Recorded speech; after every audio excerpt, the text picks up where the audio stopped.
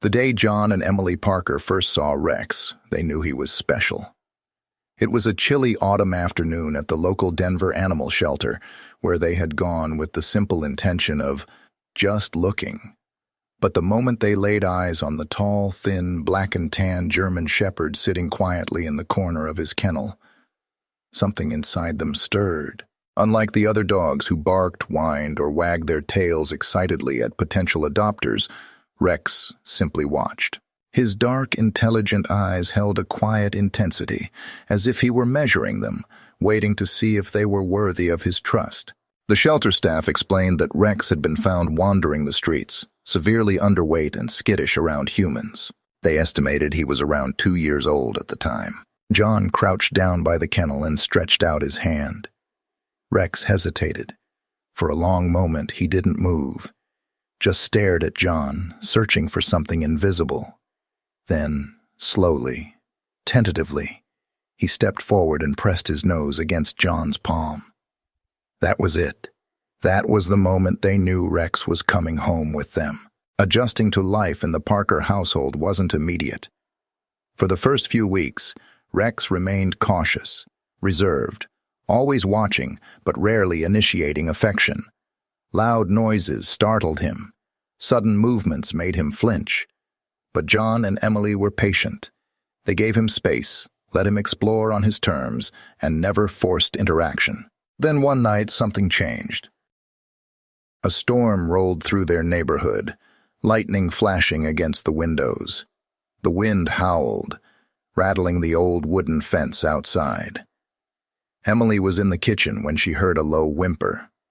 She turned to see Rex standing at the threshold, his ears pinned back, his body trembling slightly. She knelt down, holding out her hand. "Come here, buddy," she whispered. For the first time, Rex came to her, pressing his head into her chest. From that night on, the transformation was undeniable. The timid, uncertain dog began to trust. He started wagging his tail when they came home. He followed them from room to room. He learned commands effortlessly: sit, stay, heel so quickly that John often joked he must have been trained in a past life. He became fiercely protective, yet endlessly gentle. Over the years, Rex became more than just a pet. He was family. He was the guardian of their home, the loyal companion on hikes, the silent comforter on bad days. He had a way of sensing their emotions, of nudging their hands when they were upset, of lying quietly by their feet when they needed solace. It was impossible to imagine life without him. But then something changed. At first it was subtle, a hesitation at the stairs, a slight slowness in his gait. John first noticed it when he called Rex for dinner one evening. Normally Rex would bound down the stairs the moment he heard the sound of his food bowl being filled. But this time, he paused at the top landing. His ears perked forward, as if he wanted to come. But he hesitated, then carefully stepped down one paw at a time, much slower than usual. Emily brushed it off. "He's just getting older," she said, scratching behind his ears. "He's not a puppy anymore." But then came the limping. It started as a barely noticeable hitch in his step. But as the weeks passed, the limp grew more pronounced, particularly in his right hind leg. Sometimes, after a long walk, he would stop and lift his paw, holding it off the ground as if it hurt too much to put weight on it. They cut back on the hikes, thinking maybe he had strained a muscle. John even built a small ramp over the stairs to make it easier for Rex to move around. But the limping didn't stop. Then came the winces of pain. One night, Emily absent-mindedly reached out to scratch Rex's back, just as she had done 1,000 times before. The moment her fingers brushed against his right hip, he flinched. A sharp, pained yelp escaped his throat. He pulled away, his ears flattening, his body tensing as if expecting something worse. Emily's stomach twisted. This wasn't normal. Something was wrong. John, ever the optimist, tried to downplay it. "Maybe he just pulled something," he suggested. "Dogs get aches and pains, just like us." But Emily wasn't convinced. She had spent 8 years with Rex. She knew every look, every habit, every subtle change in his behavior. And this was different. A week later, they took him to the vet. Emily thought they were just going in for a simple checkup, maybe some arthritis medication or a routine joint exam. She had no idea she was about to uncover a horrifying secret that had been buried for years. What do you think happened to Rex? What secrets might the sheepdog have had? Let us know in the comments. Don't forget to like this video and subscribe to our channel for more powerful and emotional stories. Turn on notifications so you never miss our next upload. Watch until the end to find out what happens next. Let's discover it together. Emily gripped the steering wheel tighter than she needed to as she drove Rex to the vet that afternoon. Her mind raced with possibilities. Maybe it was arthritis. Maybe he had a sprain that hadn't healed properly. Maybe it was just part of aging, but deep down, a gnawing unease settled in her chest. Something wasn't right. Rex sat beside her in the car, his massive frame curled up in the passenger seat, ears flicking occasionally at the hum of traffic. He wasn't whining, but there was a heaviness in his posture. His usual alertness, that quiet, watchful energy that had always made him feel more human than dog, was missing. She reached over at a red light, running her fingers through the thick fur behind his ears. "We're gonna figure this out, buddy," she murmured. Rex let out a small huff, resting his head against the car door. The vet's office smelled like antiseptic and wet fur, the air thick with the quiet tension of worried pet owners. Rex sat patiently beside her, his tail giving an occasional thump against the tiled floor. But when the vet tech came to take him for the X-ray, something strange happened. Rex stiffened. Emily had seen him in plenty of new situations: crowded parks, busy sidewalks, even fireworks on the 4th of July. He never reacted like this. But now, as the vet tech reached for his leash, his muscles went rigid, his ears pinned back, and for the first time in years, fear flashed across his eyes. Emily's breath caught. "It's okay, Rex," she soothed, kneeling beside him, stroking his side gently. "I'll be right here." Rex exhaled long and slow. He trusted her. He would go. Emily watched as they led him behind the heavy doors, disappearing into the radiology room. And then, all she could do was wait. Minutes ticked by like hours. She stared at the exam table, the shelves lined with sterile equipment, the muted beeping from monitors in the next room. Her fingers drummed against her knee. When the vet finally returned, X-rays in hand, his expression wasn't reassuring. "Emily," he hesitated, choosing his words carefully. "We found something." The vet turned the X-rays toward her, pointing to 2 small, round shapes embedded deep in Rex's body. Emily squinted, not understanding. "These," the vet said quietly, "are BB gun pellets."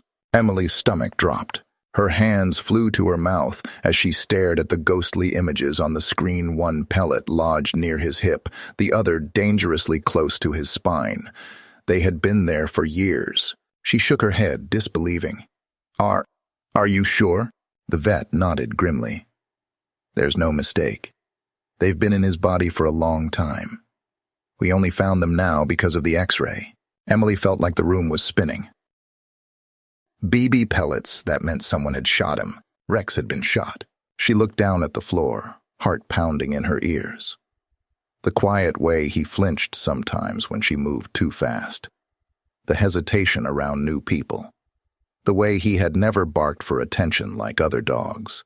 It all made sense now, but the nightmare wasn't over yet. The vet sighed, flipping to another image. "And this might explain his limp."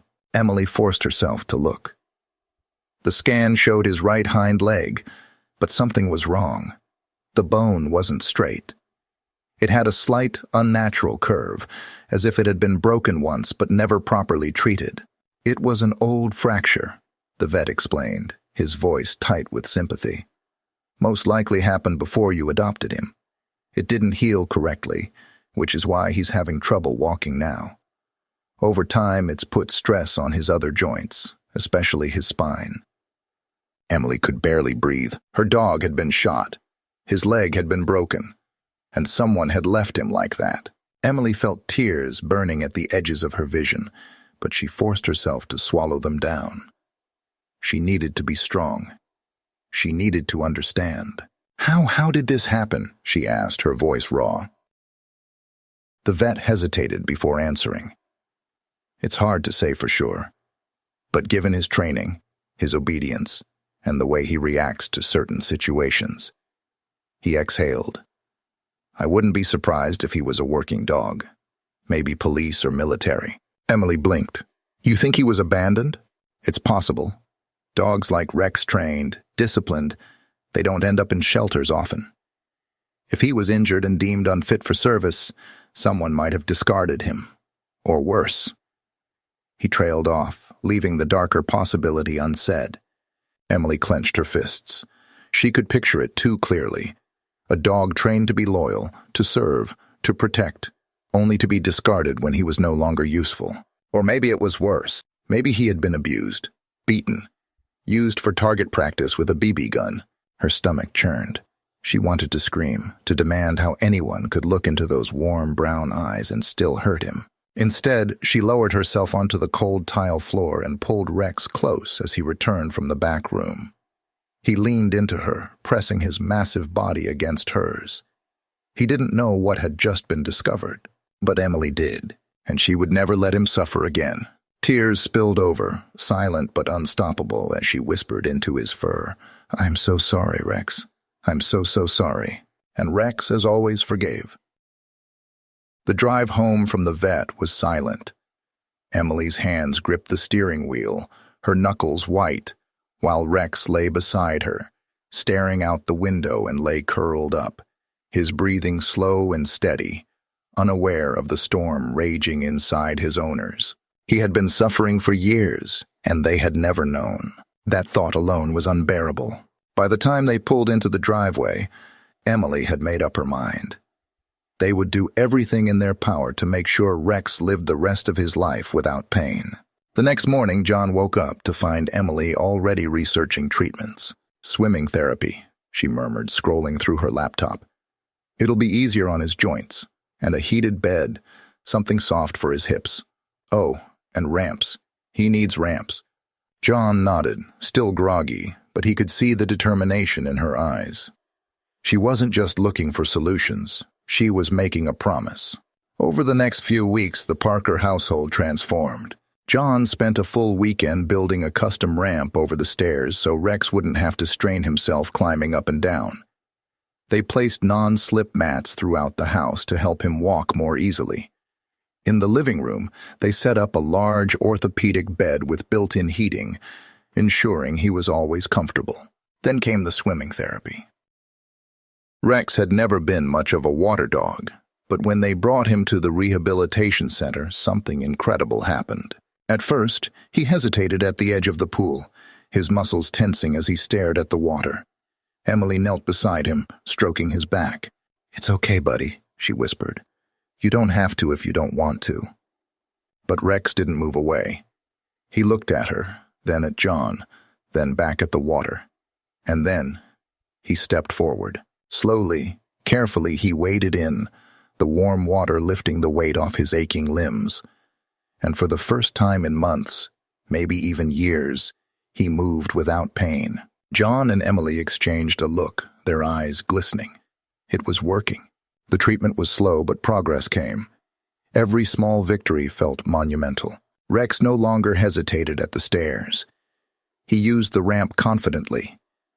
He slept better on his heated bed, his body finally relaxing in ways it never had before. The swimming therapy strengthened his legs, and though he would never run like he once did, he walked with more ease. Most importantly, he was happy. And yet, even through all of this, through the pain, the treatments, the past he carried like unseen scars, Rex remained the same gentle soul he had always been. Despite everything, Rex never stopped loving, never stopped protecting. One evening, as Emily stood at the kitchen counter washing dishes, she glanced out the window and saw something that made her heart swell. Rex was outside on the back porch watching over their toddler, Noah. The little boy toddled through the yard, his chubby hands reaching for dandelions, his giggles filling the air. And Rex loyal, watchful. Rex followed a few steps behind, his movements slow but steady, his eyes never leaving the child. Even now, after everything he had been through, he still saw it as his duty to protect his family. Emily wiped her hands on a towel and stepped outside. "Keeping an eye on him, huh?" she said softly. Rex turned his head slightly, his ears perking up at her voice. Then, he did something that nearly broke her heart. He wagged his tail. A small, slow wag, but a wag nonetheless. It was his way of saying, "I'm still here. I'm still with you." She crouched down, running her fingers through his thick fur. "You're incredible, you know that," she whispered. Rex huffed as if to say, "I know." What struck Emily the most was how little anger he carried. A dog with his past. A dog that had been shot, abandoned, left to heal on his own, should have been fearful, should have been aggressive. But not Rex. Instead of bitterness, he gave love. Instead of fear, he gave trust. He let children pull at his ears without so much as a flinch. He greeted strangers with quiet curiosity rather than suspicion. He never showed an ounce of aggression, no matter how much pain he was in. Rex was living proof that love was more powerful than cruelty. One night, as the Parkers sat on the porch watching the sunset, John reached over and scratched behind Rex's ear. "You know," he said, "I don't think we saved him." Emily glanced at him, puzzled. "What do you mean?" John smiled, watching as Rex lay peacefully at their feet, his eyes half closed, finally at rest. "I think," John said, "he saved us." And in that moment, Emily knew he was right. The sun dipped low over Parker's backyard, casting a warm golden glow across the grass. A gentle breeze stirred the wind chimes on the porch, their soft melody blending with the laughter of little Noah, who toddled clumsily across the yard, his tiny legs moving as fast as they could. And behind him, watchful, steady, always present, was Rex. His gait was still slower than it had been in his younger years. His right hind leg bore the unmistakable stiffness of old injuries. But he was strong, stronger than he had been in years. As Noah stumbled, Rex moved instinctively, pressing his massive body against the toddler to keep him from falling. The little boy grabbed onto his thick fur, giggling, oblivious to the scars hidden beneath. To him, Rex was just his best friend, his gentle protector. Emily watched from the porch, her heart full. A year ago, she had walked into that vet's office expecting to hear that Rex had arthritis. Instead, she had uncovered a past so cruel, so heartbreaking, that it had shattered her. She had spent weeks wondering how anyone could have abandoned a dog like Rex, how someone could have looked into his kind brown eyes and chosen to harm him. And yet Rex had never let his past define him. Despite everything, he had never stopped loving, never stopped trusting. And now, because of that, he was happy. Rex had more good days than bad now. The heated bed in the living room became his favorite spot, where he curled up on cold evenings, sighing deeply as warmth seeped into his tired bones.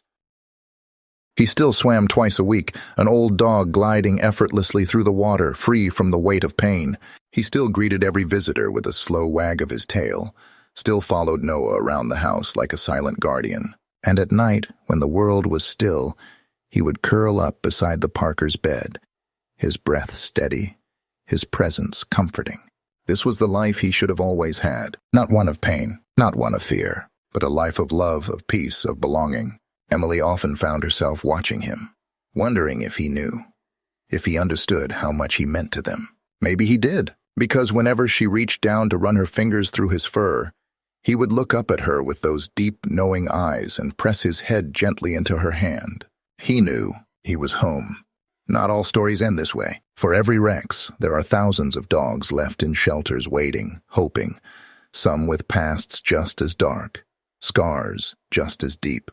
But Rex's story was proof that a past does not define a life. It was proof that love is more powerful than cruelty, that with patience, with kindness, even the most broken souls can heal. John and Emily never saw themselves as heroes. They had simply opened their home to a dog in need, given him warmth, safety, and a second chance. And in return, Rex had given them everything. He had given them loyalty, love, and a reminder of what it truly means to be strong. Because true strength isn't about never being hurt. It's about choosing to trust again, even after everything. It's about loving, even when the world has been unkind. And that's exactly what Rex did every single day.